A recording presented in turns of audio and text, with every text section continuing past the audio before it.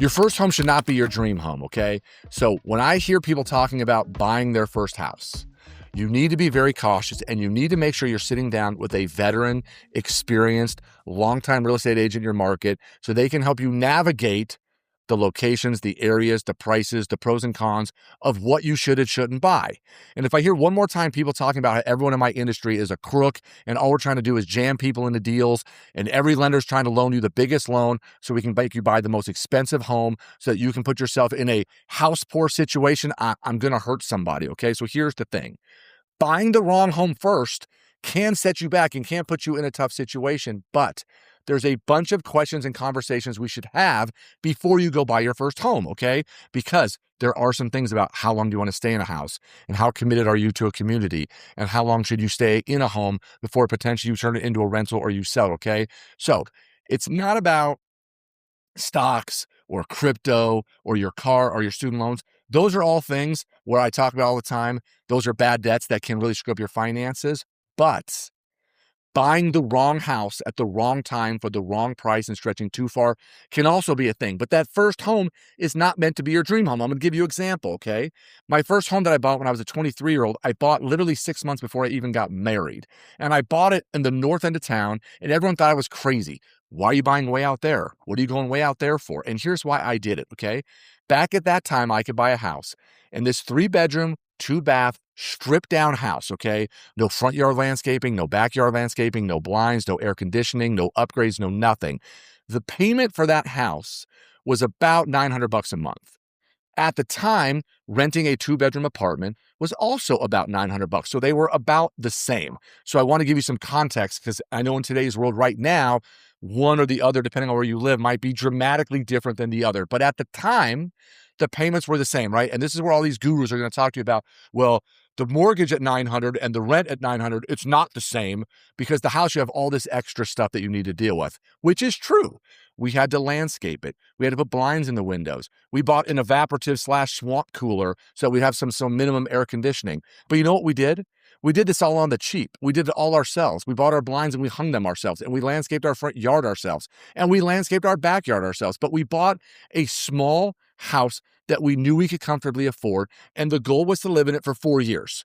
So we lived in it for 4 years, and we made about $25,000 on that house. Now, if you deduct out even 50% of that, saying, well, you spent all this money on these other things, great. We still made $12,000, $13,000 on that house, and if I would have rented, we would have made nothing. I took that money plus my down payment at the time and turned around and bought my second house. Now, it would have been lovely if I could have kept the first house, but I bought my second house and I paid about $160,000 for that second house. And at the time, I don't even know what rents were because I wasn't even thinking about renting. I was getting to my second house. And again, it was 16 or 1700 square feet. It was brand new because I like to buy brand new houses, but it wasn't crazy expensive. It more than fit in our budget. And because we bought brand new and not dramatically bigger, guess what we didn't have to do? Renovations, upgrades, spend a bunch of money on landscaping or new furniture. We would literally buy used furniture or see if we can get furniture for free from people. You don't have to go and spend all this money for things where people go way over the freaking top about these are all these hidden extra costs that you have to have. No, it's not. The whole point of buying the first house is to buy something to get you in the game and get you started. And ideally, if you buy something inexpensive enough that fits in your budget, gives you enough margin, you could keep the first house and make it a rental and then buy the second house. So there's lots of ways you can do this. I don't want to hear about how everyone wants to give you these stories about, all these extra additional expenses every single freaking time. No, you can live within your means. You can make smart decisions and you can own real estate as a young person and get this ball rolling. Now, many communities where you live, you might be in a really expensive area. I live in Reno, Nevada, and prices here have gone up dramatically, especially in the last 5 years. But for my entire real estate career, I used to be able to buy homes for in the 100 to 250 range. And now you can't hardly find a home for less than in the mid to high 400s. You can find some things, but usually they need a little bit of work. So yes, things have gotten more expensive. But my first salary out of college was making $26,000, $27,000 a year. And most people I know in their 20s and 30s now are making 75 to 100. And maybe you're not, but I know a lot of young people that are making 75 to 100 or even more than 100. So these are things as the economy and the world changes, you get what you're looking for. So if you say you can't, you can't. If you say you can, you can. And I can absolutely help you make this happen, okay? So why do people get stuck when trying to think about buying this first house? Well, let me tell you something, okay? Your first house that you buy is not going to get you wealthy, okay? It is a trap. People think they're going to buy a house and it's going to make them wealthy. Nope. That first house is to hopefully get you started, get you in a position of something you can afford, because you're going to have a payment. You're going to have some expenses. You're going to have some costs. I jokingly say it's kind of like when somebody gets a dog so they can see what it's like to have a dog versus going right to having kids. It's like if you can't handle a dog, you might not be able to be ready yet to handle having kids. And so that first house is sort of dip your toe in the water, get your feet wet, but it's about making good quality, smart decisions and getting that ball rolling. And I did it. Bought my first house out in the North Valleys. My friends thought it was crazy. We moved to a second house to an area town that we thought would be better. And we did that because the first house was in an area that I didn't really want my kids to go to schools out there, but we didn't even have kids yet.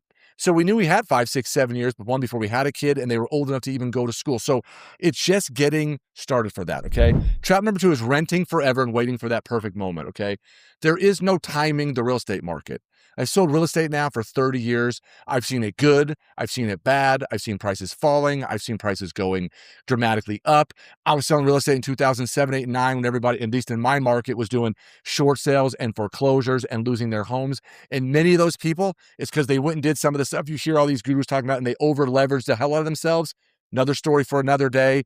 But real estate is something that you need to do when you're ready. I would say personal finance is personal. So if you're ready to buy a house, it's not about timing the market.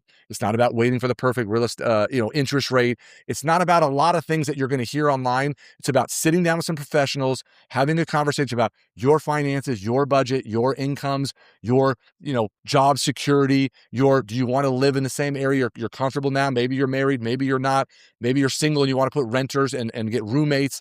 There's so many things that you need to deal with as far as all this stuff goes, but renting forever is not a wealth building strategy. It is not something where you're going to win at the game of money and finance if you just rent forever. I know very few people that were able to just rent forever and get ahead financially, okay?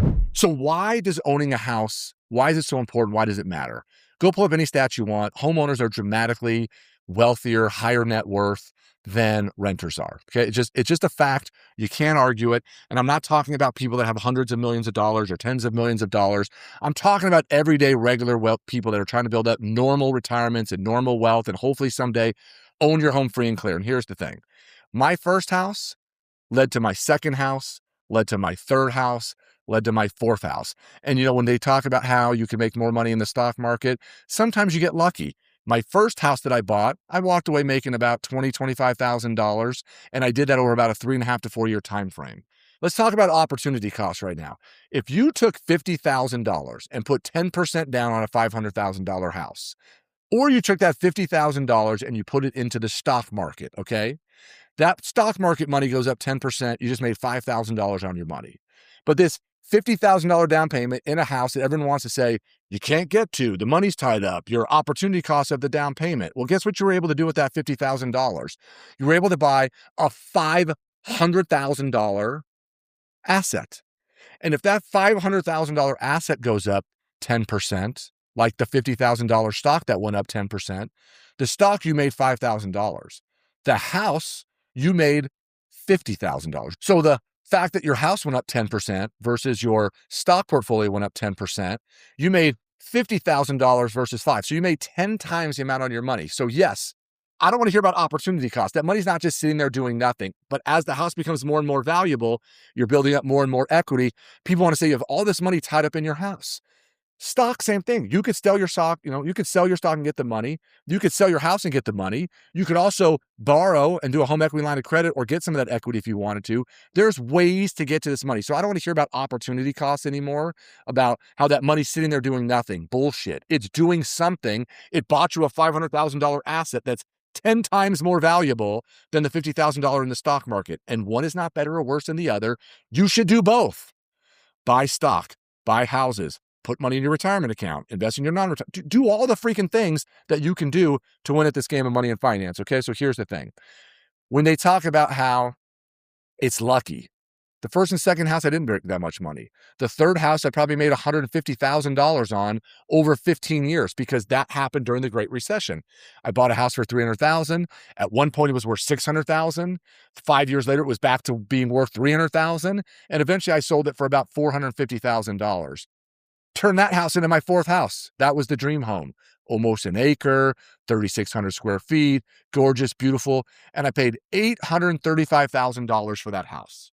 That house had just under a $4,000 a month house payment, where my first house, the house payment was about $900. But I couldn't have bought house number 4 without house number 1. And we held on to that house for 6 or 7 years. Sold that house for $1.7 million. More than doubled our money. Did a hell of a lot better than the stock market, did a whole lot better than other things, but we didn't buy it anticipating that was going to happen. That was just luck. And so this is the thing. If you were renting that entire time frame, guess what didn't happen for you? You didn't get any of the gains because all real estate went up all over the place. And yes, that is part of what's making housing unaffordable for people right now. So young people, if you are renters right now, what we need is a shift in your mindset about what this first entry level, not dream home house should do for you, okay? Couple of things. Ideally, if you live in it long enough, it either should make you some money or it should level the playing field or lower your cost of living. So ideally, if you're renting for one price and you can buy something that your cost of living is going to be relatively similar, it's going to be hard, I think, in today's world to dramatically lower your cost of living.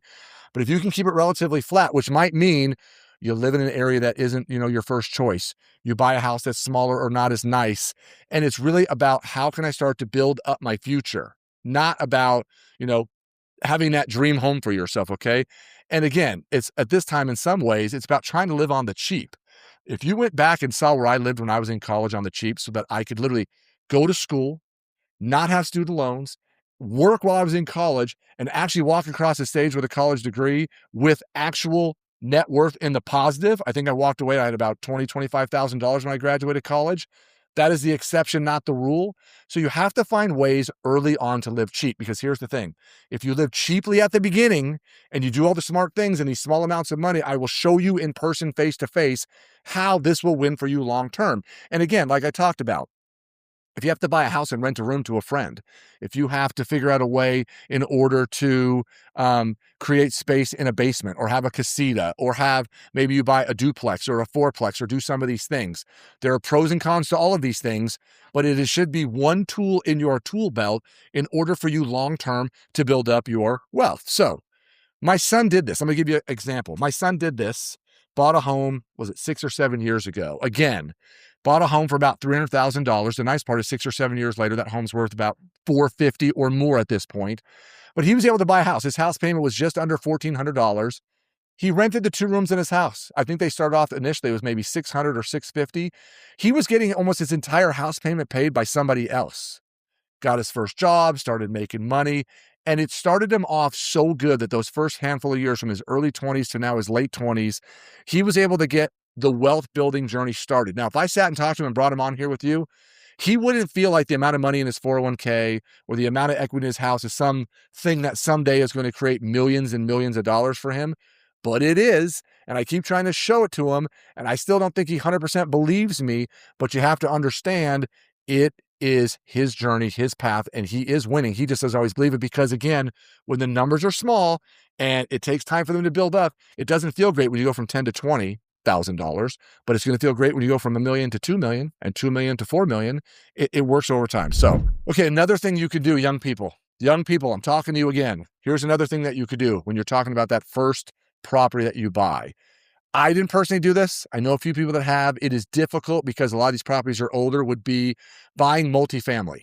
So when you buy multifamily, whether it's a duplex, a fourplex, whatever the case may be, is you can buy it, live in one of the units, and have people rent out the other units. And because of that, a lot of times you can qualify for a mortgage differently because they're going to let you use the rental income in order to buy a property. And ideally, let's say you bought a fourplex, that the other 3 units would be enough rental income to pay for the whole thing. And maybe you're living in unit number 4 for free at that point, or for very small amounts to create that margin in your budget to be able to make more money going forward. So this one, again, case by case, I'd have to talk to you about this one. I can go into a lot of details on this one. I don't think it's necessary today because this one is more difficult, is more challenging. It is higher risk, and it is not for everyone. But it is definitely a strategy I've seen people use, especially in different parts of the country. In my area, it's a little bit challenging because most of those properties are older.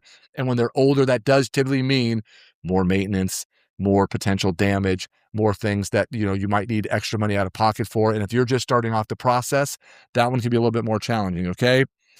Loan terms. Let's talk about loan terms. There's 15-year mortgages. There's 30-year mortgages. There's what's called an adjustable rate mortgage. Potentially, there might be 50-year mortgages, and there's pros and cons to all of these things. There's conventional, VA, FHA. There are loan products that if you live in rural areas that you can get down payment assistance. There's lots of different programs, and most people have no idea about any of these. And this goes back full circle to what we talk about in some of the other videos, is that it makes sense to have, and you need to think of your realtor and your lender the same way you think of your CPA, your financial planner, whoever helps you do your will and trust, your tax attorney. Whoever, you need to have these people, and you need to think of them as not the shysters and the people that people want to set us out to be, but get the good ones. Get the ones that can help you navigate all of this so that the younger and sooner you start, the more you can build up your wealth building journey. And again, I'm not going to go into details on all those products because for people, it is very personal, and I don't want to bore you with the details and pros and cons of each of those products. It's having a conversation with you one-on-one saying, okay, where are you financially? Where are you with a savings and down payment? What's your income look like? Are you single? Are you married? Lots of different factors will involve in all these things, but here's the thing. You want to figure out what strategy in getting in the game of buying real estate and getting the process started will work for you so that you can win at this game. So whether it's you're going to stay in it for X amount of years, whether you think you're going to job jump to different locally where you live or job jump into different cities, states, countries, live abroad, who knows? These are all factors involved in what your real estate game should look like. And again, part of it is length of time you want to live in a house. It's, how stable is your income in your job? Is there two of you that now there's two incomes and two jobs that make things a little bit differently? So there's lots of factors in all of this. So going full circle back to the beginning of all this, your first home is not your dream home. Likely your second, your third, maybe even your fourth home isn't your dream home. And you know what? You may never even have a dream home because here's the thing. Where some people live is very important to them. For other people where they live, they want the flexibility to live in a camper and drive around, and they live in vehicles rather than even in single family homes or rentals, wherever the case may be. Some people have properties in multiple locations because they want to live somewhere in the summer and somewhere in the winter, or they have a house at the lake. There's lots of ways you can all do this, but you just need to get over the fact that your first home is not going to be your dream home. It's one piece of the pie in your wealth building journey in order for you to make a bunch of money. Okay. So what should you prioritize? If you're a young person, what should you be thinking about? What should you prioritize? What factors should be involved? And when the right time is this for you? And what makes sense for you? And here's what I would tell people, okay? At the beginning, it's about income over image, meaning in the social media world today, if people care about or want to make fun of you because of where you live or what you drive or what you wear, shame on them. It's not about image. It's about starting this journey in order to be rich. And then when you get older, you can make fun of them because you'll be wealthy and they won't. Okay. Second, it's about cash flow over aesthetics. We want to be able to create cash flow, margin, income, the ability for us to be able to make money so that we can move forward in a way that we can get to our financial freedom number as early and as young as possible. Not retirement. I'm already financially free. I keep working. I'm already financially free. I keep working. It's not about getting to retirement. It's getting to the point where you can make decisions to do whatever you want. In some ways, it's kind of like low-level fuck you money. It's the ability to be able to quit a job, change careers, do whatever you want without the fear and worry of what am I going to do right now, right? Okay. So what we want is to start building equity over ego. So what we want to start doing is building equity over ego, and we want to start building freedom over comfort. Freedom is the best comfort ever. If you came to my house right now, you would not be impressed. It is not an amazing superstar house. But when I got divorced years ago, I moved into one of my rentals because at the time it made the most sense. And because of that, I was able to invest in a lot of other things because my overall expenses became way, way less. And literally, if I don't sell any homes and don't do any real estate, my bills are paid through another business that I have that basically pays for my life. Okay. So here's the thing. What we want to focus on is the payments, the rent potential. Okay. We want to focus on the loan structure, and there's lots of different ways we can structure these loans.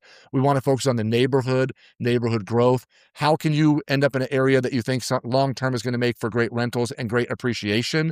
We want to have a long term strategy. Real estate, the stock market, your retirement accounts, your investing is all meant for the long term. I am not going to sit here and talk to you about short term crypto, gambling, or figuring out ways to make money. What's the word? Speculation. There you go. I am not one of those people that's going to talk about speculative assets, okay?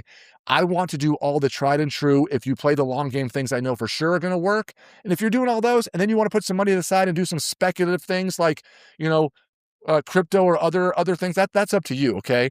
We want to get into an entry level price point, and then we want to figure out how can we either keep number one or flip it into house number two and do those kind of things, okay? So house number one is not meant to be your dream home. It's meant to be your entry point, your starting point in to the real estate world.